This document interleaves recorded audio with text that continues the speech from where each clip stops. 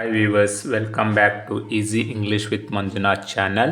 Previous class I taught you what is preposition and how many kinds of preposition. You learnt everything. Today's class I am about to teach you usages of some prepositions. Before going to teach you, who did not yet subscribe my channel, please subscribe and say to all your friends and family members. Let's get started today's class.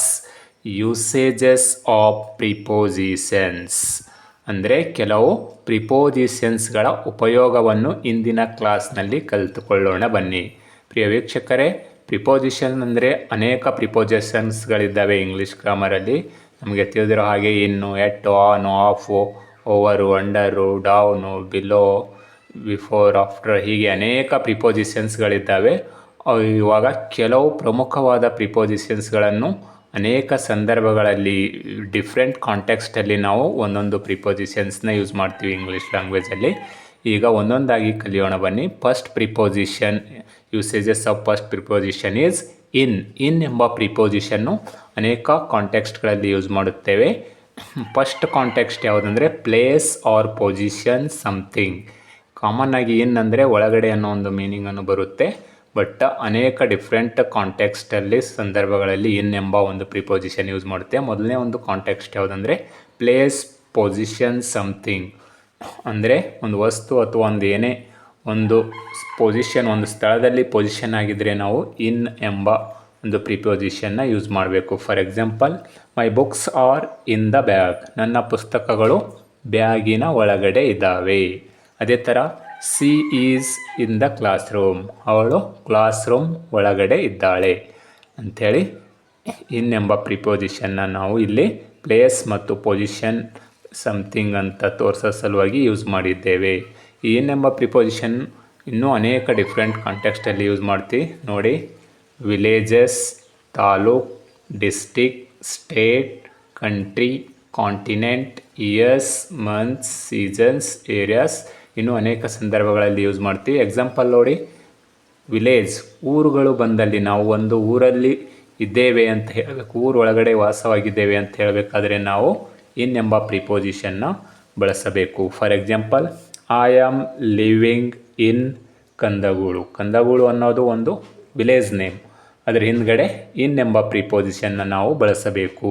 ಆ ಊರಲ್ಲಿ, ಆ ಊರು ಒಳಗಡೆ ಇದ್ದೀವಿ ಅಂತ ಹೇಳಬೇಕಾದ್ರೆ ಯಾವುದೇ ಒಂದು ವಿಲೇಜ್ ಬರಲಿ, ಅಲ್ಲಿ ಇನ್ ಎಂಬ ಪ್ರಿಪೋಸಿಷನ್ನ ನಾವು ಬಳಸಬೇಕಾಗುತ್ತದೆ. ಅದೇ ಥರ ತಾಲೂಕು, ಒಂದು ತಾಲೂಕಿನ ಹಿಂದೆ ಕೂಡ ನಾವು ಇನ್ ಎಂಬ ಪ್ರಿಪೋಸಿಷನ್ನನ್ನು ಬಳಸಬೇಕು. ಫಾರ್ ಎಕ್ಸಾಂಪಲ್,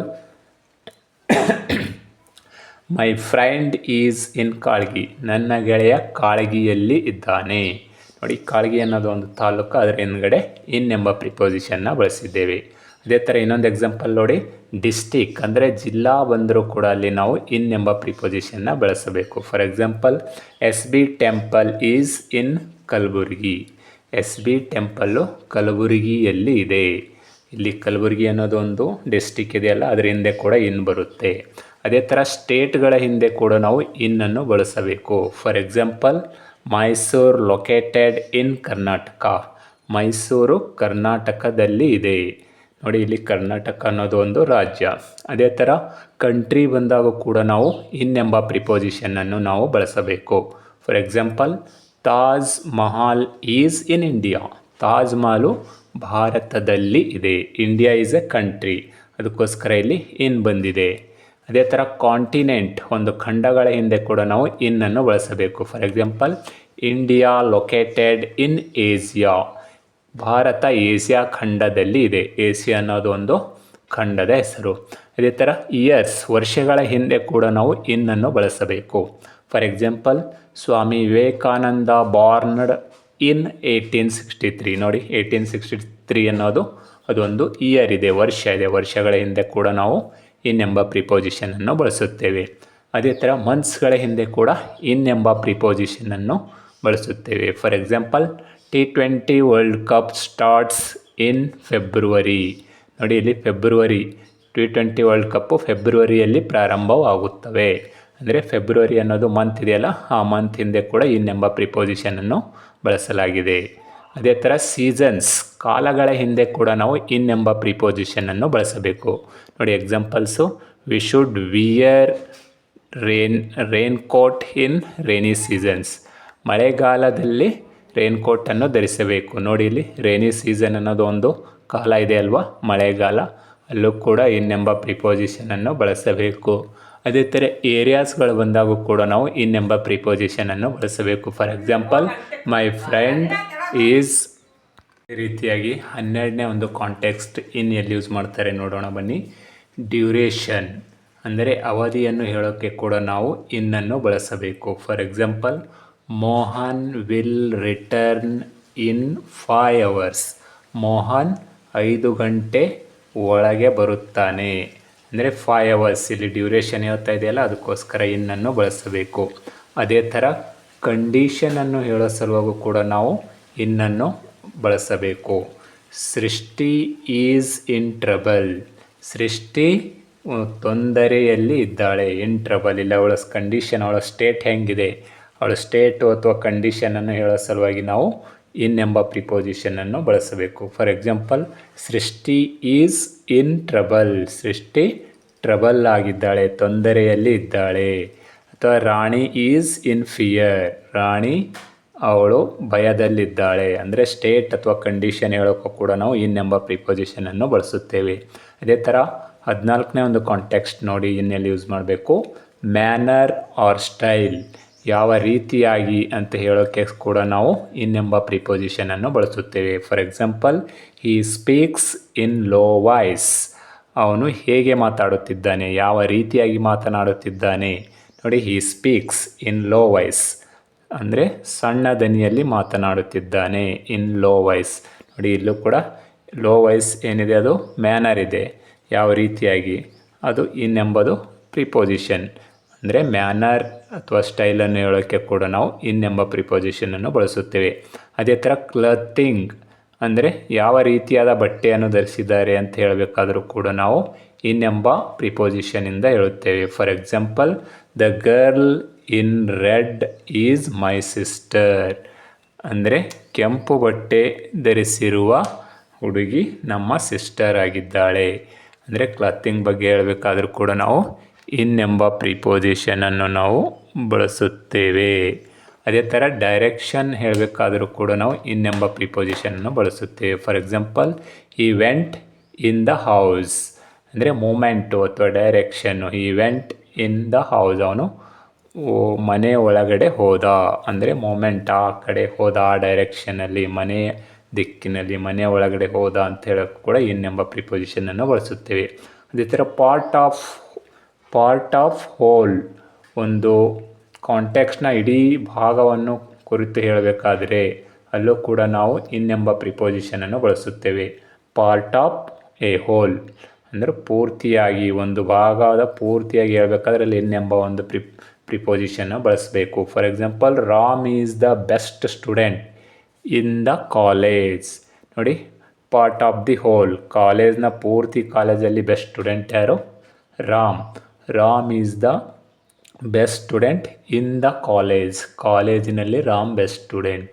ಅದೇ ಥರ ಕಾಂಪ್ಯಾರಿಸನ್ ಹೇಳೋಕ್ಕೂ ಕೂಡ ನಾವು ಇನ್ನನ್ನು ಬಳಸಬೇಕು. For example, Rakshita is the tallest in the class. Rakshita is the tallest in the class. ಕ್ಲಾಸ್ನಲ್ಲಿ ರಕ್ಷಿತನೇ ಭಾಳ ಎತ್ತರವಾದ ಗರ್ಲ್ ಆಗಿದ್ದಾಳೆ.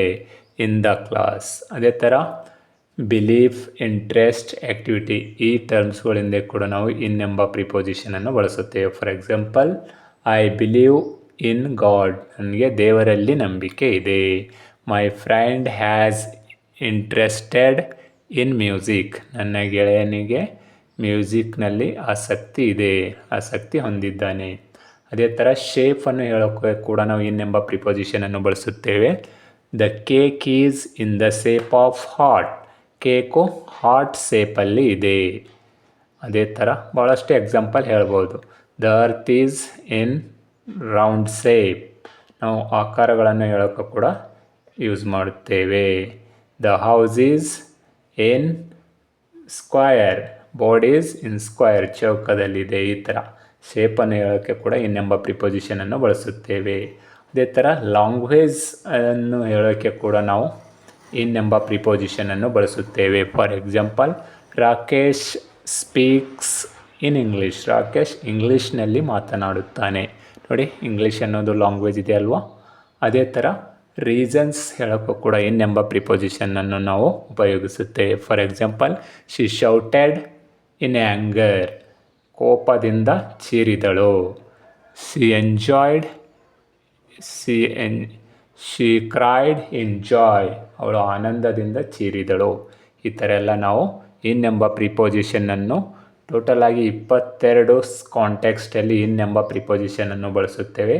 ನೀವು ಇಲ್ಲಿವರೆಗೂ ನೋಡಿದ್ರಲ್ಲ, years, seasons, months, cities, villages, towns, countries, durations, conditions, manners, clothing, directions, parts of whole, comparison, belief, trust, shape, language, reasons, ಹೀಗೆ ಇಂಥ 22 ಕಾಂಟೆಕ್ಸ್ಟ್ನಲ್ಲಿ ನಾವು ಇನ್ ಎಂಬ ಪ್ರಿಪೊಸಿಷನನ್ನು ಬಳಸುತ್ತೇವೆ. ಇವೆಲ್ಲ ಸರಿಯಾಗಿ ನೀವು ಪ್ರಾಕ್ಟೀಸ್ ಮಾಡಿದರೆ ಇನ್ ಎಂಬ ಪ್ರಿಪೊಸಿಷನನ್ನು ರೈಟ್ ವೇಯಲ್ಲಿ ನೀವು ಯೂಸ್ ಮಾಡಬಹುದು ಅಂತ ಹೇಳುತ್ತಾ, ಇಂದಿನ ಕ್ಲಾಸ್ ನಿಮಗೆ ಇಷ್ಟ ಆದರೆ ಪ್ಲೀಸ್ ಸಬ್ಸ್ಕ್ರೈಬ್ ಮಾಡಿ, ಶೇರ್ ಮಾಡಿ ಅಂತ ಹೇಳುತ್ತಾ, thanks for watching my class.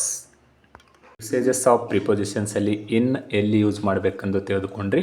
ಇವಾಗ ಬನ್ನಿ, ಯೂಸೇಜಸ್ ಆಫ್ ಪ್ರಿಪೊಸಿಷನ್ನ ಸೆಕೆಂಡ್ ಒಂದು ಪ್ರಿಪೊಸಿಷನ್ ಆನ್ ಎಲ್ಲಿ ಯೂಸ್ ಮಾಡಬೇಕು ತಿಳಿದುಕೊಳ್ಳೋಣ. ಬನ್ನಿ, ಯೂಸ್ ಆಫ್ ಆನ್. ಆನು ಈ 9 ಕಾಂಟೆಕ್ಸ್ಟಲ್ಲಿ ನಾವು ಯೂಸ್ ಮಾಡುತ್ತೇವೆ. ನೋಡಿ, ಅವು ಯಾವ್ಯಾವ 9 ಕಾಂಟೆಕ್ಸ್ಟ್ ಅಂದರೆ, on topics or subject, second one ಇದೆ position or surface, third one ಇದೆ special days, fourth one is days of week, fifth one devices or medium, sixth one dependence, seventh one condition, eighth one food or expenses, ninth one moment or directions. ಈ 9 ಸಂದರ್ಭಗಳಲ್ಲಿ ನಾವು on ಎಂಬ ಪ್ರಿಪೊಸಿಷನನ್ನು ನಾವು ಬಳಸಬೇಕು ವಾಕ್ಯದಲ್ಲಿ. First one ನೋಡಿ, on topic R subject ಅಂದರೆ ಒಂದು ವಿಷಯ ಅಥವಾ ಒಂದು ಟಾಪಿಕ್ ಮೇಲೆ ನಾವು ಮಾತನಾಡುವಾಗ ಆನ್ ಎಂಬ ಪ್ರಿಪೊಸಿಷನನ್ನು ಬಳಸಬೇಕು. ಫಾರ್ ಎಕ್ಸಾಂಪಲ್ ನೋಡಿ, a lecture on English. Lecture ಎದರ ಮೇಲೆ ಇದೆ? ಇಂಗ್ಲೀಷ್ ಮೇಲೆ ಇದೆ. ನೋಡಿ, ಇಲ್ಲಿ ಇಂಗ್ಲೀಷ್ ಅನ್ನೋ ಒಂದು ಸಬ್ಜೆಕ್ಟ್ ಬಂದಿದೆಯಲ್ಲ, ಅದಕ್ಕೋಸ್ಕರ ಲೆಕ್ಚರ್ ಅಥವಾ ಎ ಲೆಕ್ಚರ್ ಆನ್ ಇಂಗ್ಲೀಷ್. ನೋಡಿ, ಅದು ಒಂದು ಟಾಪಿಕ್ ಬಗ್ಗೆ, ಇಂಗ್ಲೀಷ್ ಒಂದು ಸಬ್ಜೆಕ್ಟ್ ಬಗ್ಗೆ ಮಾತನಾಡ್ತಿದ್ದೇವಲ್ಲ, ಅದಕ್ಕೋಸ್ಕರ ಅಲ್ಲಿ ಆನ್ ಎಂಬ ಪ್ರಿಪೊಸಿಷನನ್ನು ಬಳಸಿದ್ದೇವೆ.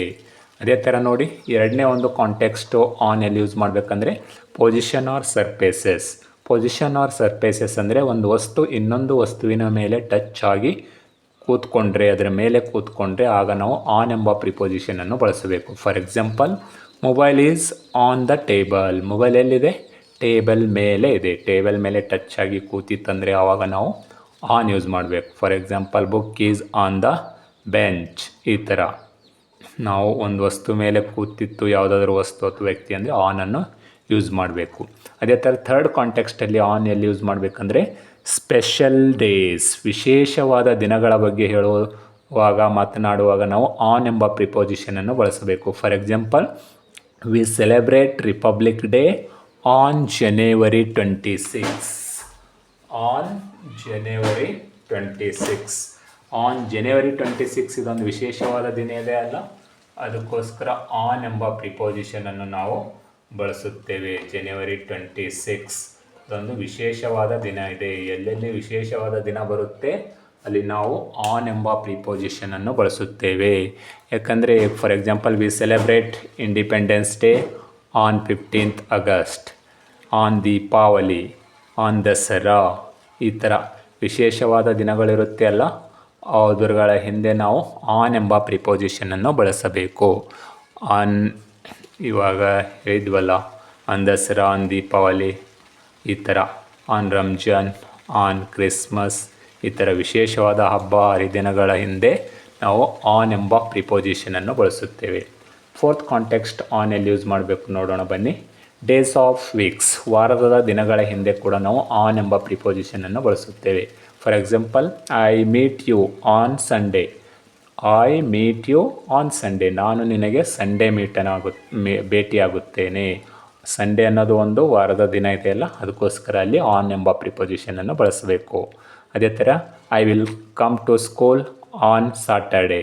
ಈ ಥರ ಸಾಟರ್ಡೇ ಅನ್ನೋದೊಂದು ಡೇಸ್ ಆಫ್ ವೀಕ್ ಇದೆಯಲ್ಲ, ವಾರದ ದಿನ, ಅದಕ್ಕೋಸ್ಕರ ಆನನ್ನು ಬಳಸಬೇಕು. ವಾರಗಳ ದಿನಗಳ ಹಿಂದೆ ಕೂಡ ನಾವು ಆನ್ ಎಂಬ ಪ್ರಿಪೋಸಿಷನನ್ನು ಬಳಸುತ್ತೇವೆ. ಅದೇ ಥರ ಫೋರ್ತ್ ಒಂದು ಕಾಂಟೆಕ್ಸ್ಟಲ್ಲಿ ಆನ್ ಎಲ್ಲಿ ಯೂಸ್ ಮಾಡಬೇಕಂದ್ರೆ ಡಿವೈಸಸ್ ಆರ್ ಮೀಡಿಯಮ್ಸ್, ಅಂದರೆ ಸೋಷಿಯಲ್ ಮೀಡಿಯಾಗಳು ಅಥವಾ ಡಿವೈಸಸ್ಗಳಿರುತ್ತಲ್ಲ ಅದರ ಹಿಂದೆ ಕೂಡ ನಾವು ಆನ್ ಎಂಬ ಪ್ರಿಪೋಸಿಷನ್ ಬಳಸುತ್ತೇವೆ. For example, Rashmi is talking on mobile. Rashmi is talking on mobile. Rashmi ಮೊಬೈಲ್ನಲ್ಲಿ ಮಾತನಾಡುತ್ತಿದ್ದಾಳೆ. ಇಲ್ಲಿ ಮೊಬೈಲ್ ಅನ್ನೋದು ಒಂದು ಡಿವೈಸ್ ಆಗಿದೆಯಲ್ವಾ, ಒಂದು ಮೀಡಿಯಮ್ ಡಿವೈಸ್ ಆಗಿದೆಯಲ್ಲ ಸಾಧನ, ಅದಕ್ಕೋಸ್ಕರ ಅಲ್ಲಿ ಆನ್ ಬಂತು. I sent mail on WhatsApp. ನಾನು ವಾಟ್ಸಪ್ನಲ್ಲಿ ಮೇಲ್ ಕಳಿಸಿದೆ. ಇವೆಲ್ಲ ಡಿವೈಸಸ್ ಇದೆಯಲ್ಲ, ವಾಟ್ಸಪ್ಪು, ಫೇಸ್ಬುಕ್ಕು, ಟಿ ವಿ, ಈ ಥರ ಎಲ್ಲ ಮೊಬೈಲ್, ಇವೆಲ್ಲ ಡಿವೈಸಸ್ ಇದೆಯಲ್ಲ ಮೀಡಿಯಾಗಳು, ಮೀಡಿಯಮ್ಗಳ ಹಿಂದೆ ಕೂಡ ನಾವು ಆನ್ ಎಂಬ ಪ್ರಿಪೋಸಿಷನನ್ನು ಬಳಸುತ್ತೇವೆ. I watch reels on Instagram. ಈ ಥರ ನಾವು ಮೀಡಿಯಮ್ಸ್ ಡಿವೈಸಸ್ಗಳು ಇರ್ತಾವಲ್ಲ ಅದರ ಹಿಂದೆ ಕೂಡ ಆನ್ ಎಂಬ ಪ್ರಿಪೋಸಿಷನನ್ನು ಬಳಸಬೇಕು. ಇದೇ ಥರ ಸಿಕ್ಸ್ತ್ ಕಾಂಟೆಕ್ಸ್ಟ್ ಆನ್ ಎಲ್ಲಿ ಯೂಸ್ ಮಾಡಬೇಕಂದ್ರೆ ಡಿಪೆಂಡೆನ್ಸ್, ಅವಲಂಬನೆ, ಒಂದರ ಮೇಲೆ ಅವಲಂಬನೆ ಆಗಿದ್ದರೆ ಅಲ್ಲೂ ಕೂಡ ಆನ್ ಎಂಬ ಪ್ರಿಪೋಸಿಷನ್ ಬಳಸಬೇಕು. For example, the success depends on hard work. Success ಎದರ ಮೇಲೆ ಅವಲಂಬನೆಯಾಗಿದೆ? ಹಾರ್ಡ್ ವರ್ಕ್ ಮೇಲೆ ಅವಲಂಬನೆಯಾಗಿದೆ. ಸೊ ಅದಕ್ಕೋಸ್ಕರ ಇಲ್ಲಿ ಆನ್ ಬಂತು.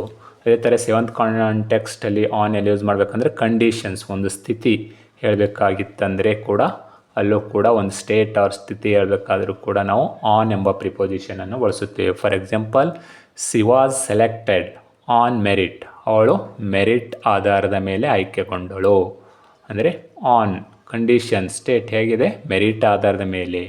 ಅದೇ ಥರ ಏಡ್ತ್ ಒಂದು ಕಾಂಟೆಕ್ಸ್ಟ್ ಆನ್ ಎಂಬ ಪ್ರಿಪೋಸಿಷನಲ್ಲಿ ಯೂಸ್ ಮಾಡಬೇಕಂದ್ರೆ ಫುಡ್ ಆರ್ ಎಕ್ಸ್ಪೆನ್ಸಸ್, ಅವುಗಳ ಹಿಂದೆ ಕೂಡ ನಾವು ಆನನ್ನು ಬಳಸಬೇಕು. For example, he lives on rice and water. ನೋಡಿ, ಫುಡ್ ಇದೆ ಅಲ್ವಾ, rice and water. He lives, ಅವನು ಅನ್ನ ಮತ್ತು ನೀರಿನ ಮೇಲೆ ಬದುಕುತ್ತಾನೆ. ರೈಸ್ ಆ್ಯಂಡ್ ವಾಟರ್ ಇದು ಫುಡ್ ಇದೆಯಲ್ಲ ಅದಕ್ಕೋಸ್ಕರ ಅಲ್ಲಿ ಆನನ್ನು ಬಂದಿದೆ. ಫುಡ್ ಆ್ಯಂಡ್ ಎಕ್ಸ್ಪೆನ್ಸಸ್ ಇದ್ದರೂ ಕೂಡ ಆನು ಯೂಸ್ ಮಾಡಬೇಕು. ಕೊನೆಯದಾಗಿ ನೋಡಿ, ಮೊಮೆಂಟ್ ಆರ್ ಡೈರೆಕ್ಷನ್ ಬಗ್ಗೆ ಮಾತನಾಡುವಾಗ ಕೂಡ ನಾವು ಆನ್ ಎಂಬ ಪ್ರಿಪೋಸಿಷನನ್ನು ಬಳಸಬೇಕು. For example, he fell on the ground. ಅವನು ನೆಲದ ಮೇಲೆ ಬಿದ್ದನು. ಅಂದರೆ ಇಲ್ಲಿ ಮೂಮೆಂಟ್ ಆಗಿ ಮೇಲ್ಗಡೆ ಬಿದ್ದು ನೆಲದ ಮೇಲೆ, ಅದಕ್ಕೋಸ್ಕರ ಆನ್ ಎಂಬ ಪ್ರಿಪೋಸಿಷನನ್ನು ಬಳಸಬೇಕು. ನೋಡಿದ್ರೆಲ್ಲ ವೀಕ್ಷಕರೇ, ಆನ್ ಎಂಬ ಪ್ರಿಪೋಸಿಷನ್ನು ಪ್ರಮುಖವಾಗಿ 9 ಕಾಂಟೆಕ್ಸ್ಟಲ್ಲಿ ನಾವು ಯೂಸ್ ಮಾಡುತ್ತೇವೆ. ಅವು ಯಾವ್ಯಾವ ಅಂದರೆ, ಒಂದು ವಿಷಯ ಸಬ್ಜೆಕ್ಟ್ ಬಗ್ಗೆ, ಒಂದು ಟಾಪಿಕ್ ಬಗ್ಗೆ ಮಾತನಾಡುವಾಗ ಆನ್ ಯೂಸ್ ಮಾಡಬೇಕು. ಪೊಸಿಷನ್ ಆಫ್ ಸರ್ಫೇಸಸ್, ಅಂದರೆ ಒಂದು ವಸ್ತು ಇನ್ನೊಂದು ವಸ್ತು ಮೇಲೆ ಟಚಿಂಗ್ ಪೊಸಿಷನಲ್ಲಿ ಸರ್ಫೇಸ್ ಮೇಲೆ ಕೂತಿದ್ರೆ ಆವಾಗ ಆನ್ ಯೂಸ್ ಮಾಡಬೇಕು. ಸ್ಪೆಷಲ್ ಡೇಸ್, ವಿಶೇಷವಾದ ದಿನಗಳ ಬಗ್ಗೆ ಮಾತನಾಡುವಾಗ ಆನ್ ಯೂಸ್ ಮಾಡಬೇಕು. ಡೇಸ್ ಆಫ್ ವೀಕ್ಸ್, ವಾರದ ದಿನಗಳ ಬಗ್ಗೆ ಮಾತನಾಡುವಾಗ ಆನ್ ಯೂಸ್ ಮಾಡಬೇಕು. ಡಿವೈಸಸ್ ಆರ್ ಮೀಡಿಯಮ್, ಒಂದು ಮಾಧ್ಯಮ ಅಥವಾ ಸಾಧನಗಳ ಬಗ್ಗೆ ಮಾತನಾಡುವಾಗ, ಸೋಷಿಯಲ್ ಮೀಡಿಯಾಗಳ ಬಗ್ಗೆ ಮಾತನಾಡುವಾಗ ಆನ್ ಯೂಸ್ ಮಾಡಬೇಕು. ಡಿಪೆಂಡೆನ್ಸ್, ಅವಲಂಬನೆ ಬಗ್ಗೆ ಕುರಿತು ಮಾತನಾಡುವಾಗ ಆನ್ ಯೂಸ್ ಮಾಡಬೇಕು. ಅದೇ ಥರ ಕಂಡೀಷನ್ಸ್, ಒಂದು ಸ್ಥಿತಿ ಅಥವಾ ಒಂದು ಕಂಡೀಷನ್ ಬಗ್ಗೆ ಮಾತನಾಡುವಾಗ ಆನ್ ಯೂಸ್ ಮಾಡಬೇಕು. ಫುಡ್ ಎಕ್ಸ್ಪೆನ್ಸಸ್ ಬಗ್ಗೆ ಮಾತನಾಡುವಾಗ ಆನ್ ಯೂಸ್ ಮಾಡಬೇಕು. ಮೂಮೆಂಟ್ ಮತ್ತು ಡೈರೆಕ್ಷನ್ ಬಗ್ಗೆ ಮಾತನಾಡುವಾಗ ಕೂಡ ಆನ್ ಎಂಬ ಪ್ರಿಪೋಸಿಷನನ್ನು ನಾವು ಇಂಗ್ಲೀಷ್ನಲ್ಲಿ ಬಳಸುತ್ತೇವೆ. ಇವತ್ತಿನ ಕ್ಲಾಸ್ ನಿಮಗೆ ಇಷ್ಟ ಆದರೆ ಸಬ್ಸ್ಕ್ರೈಬ್ ಮಾಡಿ, ಶೇರ್ ಮಾಡಿ. Thanks for watching today's class. Usages of ಪ್ರಿಪೋಸಿಷನ್ಸ್ಗಳಲ್ಲಿ ಇನ್ ಮತ್ತು ಆನ್ ಎಲ್ಲಿ ಯೂಸ್ ಮಾಡಬೇಕಂತ ಹೇಳಿ ಕಲ್ತಿದ್ದೀರಿ. ಇವಾಗ ಬನ್ನಿ, ಇನ್ನೊಂದು ಪ್ರಿಪೋಸಿಷನ್ ಆದಂಥ ಎಟ್ ಎಂಬ ಪ್ರಿಪೋಸಿಷನ್ ಯಾವ ಒಂದು ಕಾಂಟೆಕ್ಸ್ಟಲ್ಲಿ ಯೂಸ್ ಮಾಡಬೇಕೆಂದು ತಿಳಿದುಕೊಳ್ಳೋಣ ಬನ್ನಿ. ಯೂಸ್ ಆಫ್ ಎಟ್ ಎಂಬ ಪ್ರಿಪೋಸಿಷನ್ನನ್ನು ನಾವು ಮುಖ್ಯವಾಗಿ ಈ 10 ಸಂದರ್ಭಗಳಲ್ಲಿ ಉಪಯೋಗಿಸುತ್ತೇವೆ. Look at: for a specific place, second one is a exact time, third one is a for events or function, fourth one is for age, fifth one for direction, sixth one for price, seventh one for condition, eighth one for skills, ninth one for reactions and 10th one with address. ಈ 10 ಸಂದರ್ಭಗಳಲ್ಲಿ ನಾವು at ಎಂಬ ಪ್ರಿಪೋಸಿಷನನ್ನು ಉಪಯೋಗ ಮಾಡುತ್ತೇವೆ. Look at the example, you can understand very well. First ಒಂದು ಸಂದರ್ಭ ನೋಡೋಣ ಬನ್ನಿ. Use of at for a specific place. For a specific place ಅಂದರೆ ಒಂದು ನಿರ್ದಿಷ್ಟವಾದ ಸ್ಥಳದ ಬಗ್ಗೆ ಮಾತನಾಡುವಾಗ ನಾವು ಎಟ್ ಎಂಬ ಪ್ರಿಪೋಸಿಷನನ್ನು ಬಳಸಬೇಕು. ಫಾರ್ ಎಕ್ಸಾಂಪಲ್ ನೋಡಿ, my teacher stood at bus stop. ನನ್ನ ಶಿಕ್ಷಕರು ಬಸ್ ಸ್ಟಾಪ್ ಹತ್ತಿರ ನಿಂತಿದ್ದಾರೆ. ಅಂದರೆ ಒಂದು ಸ್ಪೆಸಿಫಿಕ್ ಆದಂಥ ಸ್ಥಳ ಇದೆ. ಬಸ್ ಸ್ಟಾಪ್ ಒಂದು ನಿರ್ದಿಷ್ಟವಾದ ಸ್ಥಳ.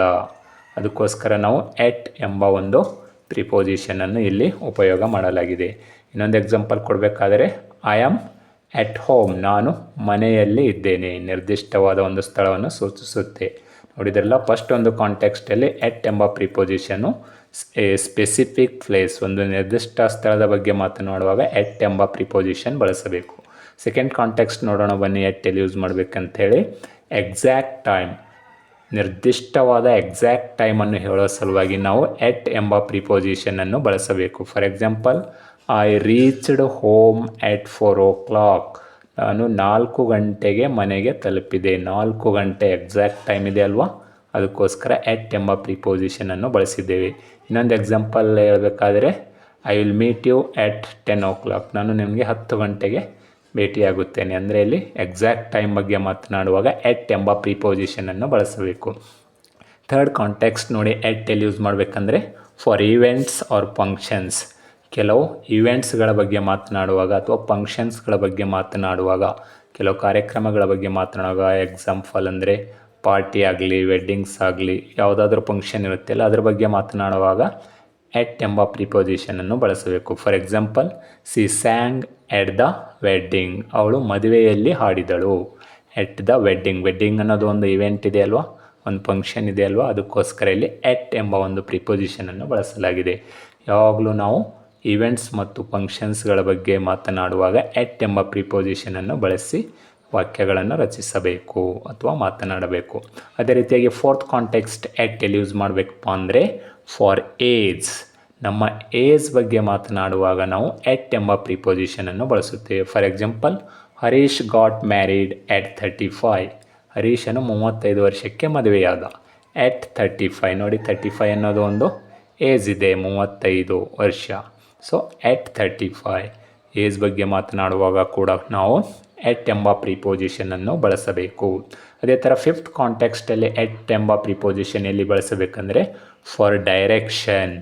ಅಂದರೆ ಒಂದು ಕಡೆ, ಒಂದು ದಿಕ್ಕಿನ ಕಡೆ ನೋಡುವುದು, ಒಂದು ಡೈರೆಕ್ಷನ್ ಸೂಚಿಸೋಕ್ಕೆ ಆವಾಗ ನಾವು ಎಟ್ ಎಂಬ ಪ್ರಿಪೋಸಿಷನ್ ಬಳಸಬೇಕು. For example, Mahesh looked at me. Mahesh ನನ್ನ ಕಡೆ ನೋಡಿದ. ಅಂದರೆ ಒಂದು ನಿರ್ದಿಷ್ಟವಾಗಿ ಒಂದು ಡೈರೆಕ್ಷನ್ ಕಡೆ ನೋಡ್ದಲ್ಲ, ಒಂದು ದಿಕ್ಕಿನ ಕಡೆ, ಅದಕ್ಕೋಸ್ಕರ ಎಟ್, ನನ್ನ ಕಡೆ ಸ್ಪೆಸಿಫಿಕ್ಕಾಗಿ ನನ್ನ ಕಡೆನೇ ನೋಡಿದ್ನಲ್ಲ, ಅದಕ್ಕೋಸ್ಕರ ಡೈರೆಕ್ಷನ್ ಸೂಚಿಸೋಕ್ಕೂ ನಾವು ಎಟ್ ಎಂಬ ಪ್ರಿಪೋಸಿಷನ್ ಬಳಸುತ್ತೇವೆ. ಅದೇ ಥರ ಸಿಕ್ಸ್ತ್ ಕಾಂಟೆಕ್ಸ್ಟ್ ನೋಡಿ, ಎಟ್ ಎಲ್ಲಿ ಯೂಸ್ ಮಾಡಬೇಕಂದ್ರೆ ಫಾರ್ ಪ್ರೈಸ್. ಒಂದರ ಬೆಲೆ ಹೇಳುವಾಗ ಕೂಡ ಎಟ್ ಎಂಬ ಪ್ರಿಪೋಸಿಷನನ್ನು ಬಳಸುತ್ತೇವೆ. For example, apples are sold at 100 rupees per kg. ಆ್ಯಪಲ್ಸ್ಗಳನ್ನು ಎಟ್ 100 rupees ಪರ್ kg, 100 ರೂಪಾಯಿ kg ಆಗಿ ಮಾರಲಾಯಿತು. ಅಂದರೆ ಎಲ್ಲಿ ಬೆಲೆ, ಪ್ರೈಸನ್ನು ಸೂಚಿಸ್ತಾ ಇದೆ.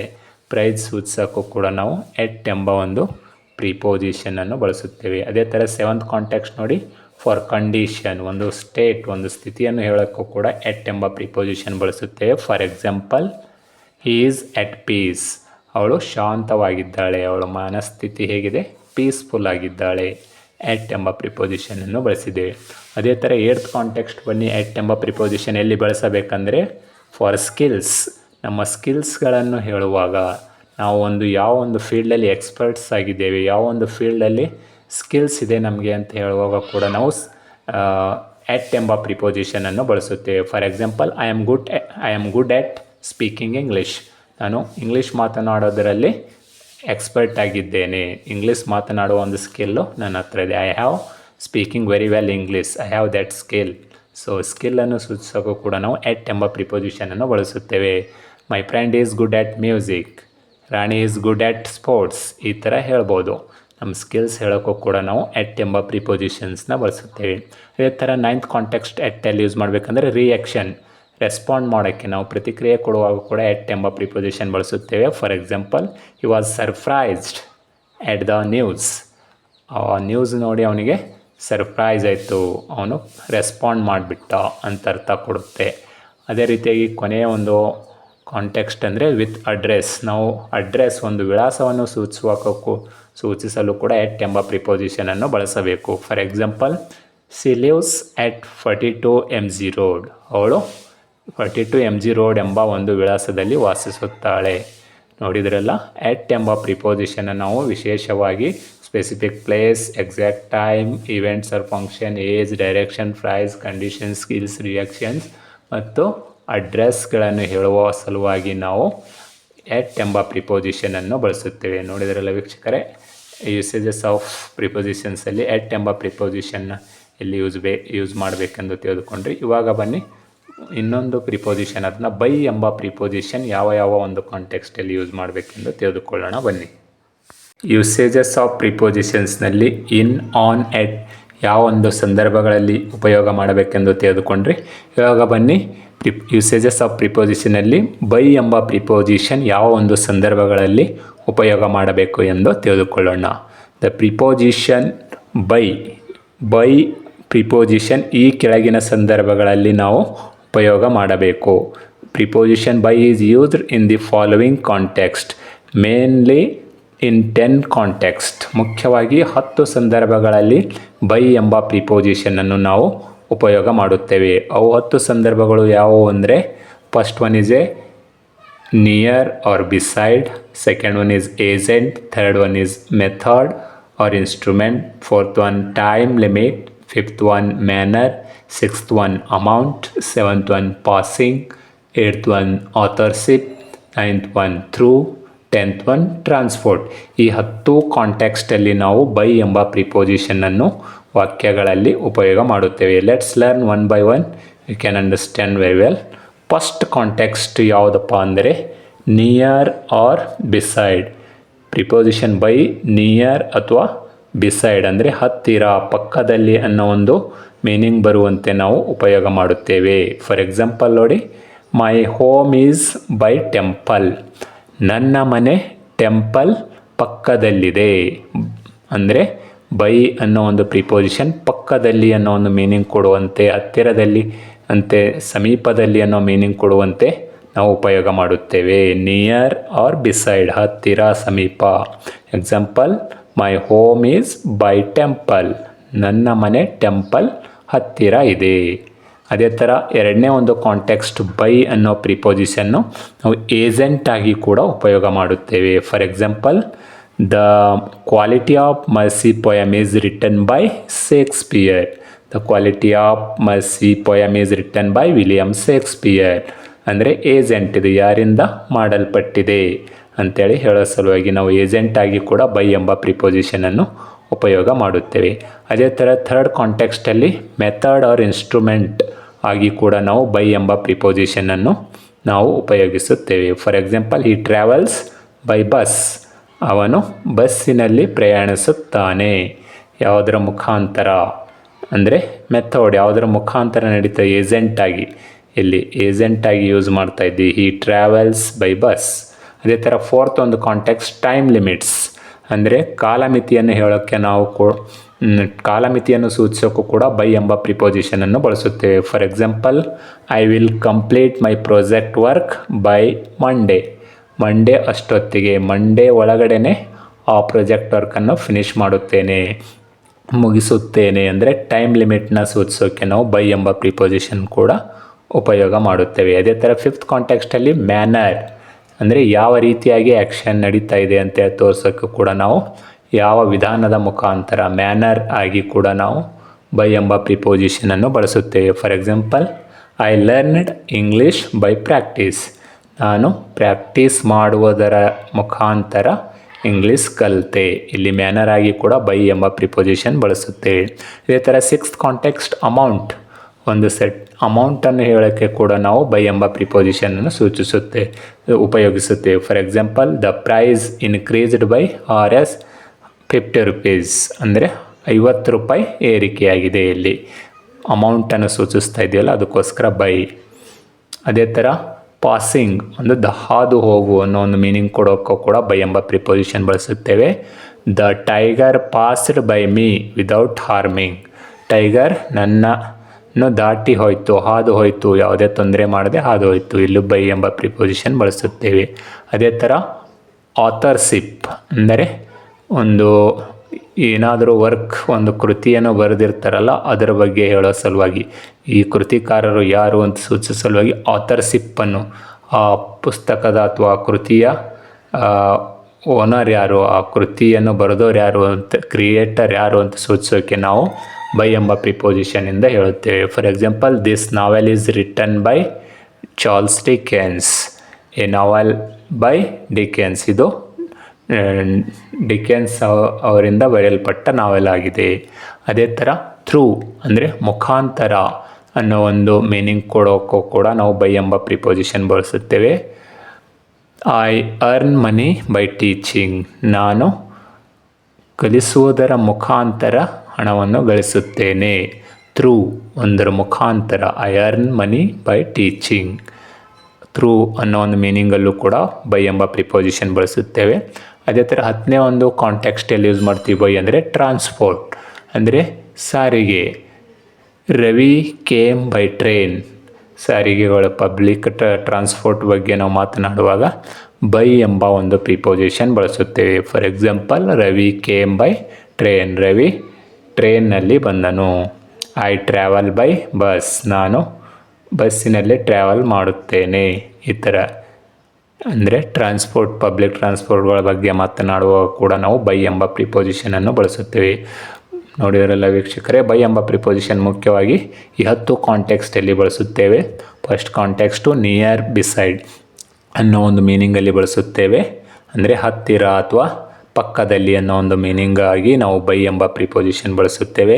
ಅದೇ ಥರ ಏಜೆಂಟಾಗಿ ಬೈ ಎಂಬ ಪ್ರಿಪೋಸಿಷನ್ ಬಳಸುತ್ತೇವೆ. Method, time limit, manner, amount, passing, authorship, through, transport, ಈ 10 ಸಂದರ್ಭಗಳಲ್ಲಿ ಬೈ ಎಂಬ ಪ್ರಿಪೋಸಿಷನನ್ನು ಬಳಸಬೇಕು. ನೋಡಿದ್ರಲ್ಲ ವೀಕ್ಷಕರೇ, ಯೂಸೇಜ್ ಆಫ್ ಪ್ರಿಪೋಸಿಷನ್ಸಲ್ಲಿ ಬೈ ಎಂಬ ಪ್ರಿಪೋಸಿಷನ್ ಯಾವ ಯಾವ ಸಂದರ್ಭಗಳಲ್ಲಿ ಬಳಸಬೇಕೆಂದು. ಐ ಹೋಪ್ ಇಂದಿನ ಕ್ಲಾಸ್ ನಿಮಗೆ ಅರ್ಥ ಆದರೆ ಸಬ್ಸ್ಕ್ರೈಬ್ ಮಾಡಿ, ಶೇರ್ ಮಾಡಿ ಅಂತ ಹೇಳ್ತಾ, thanks for watching my class.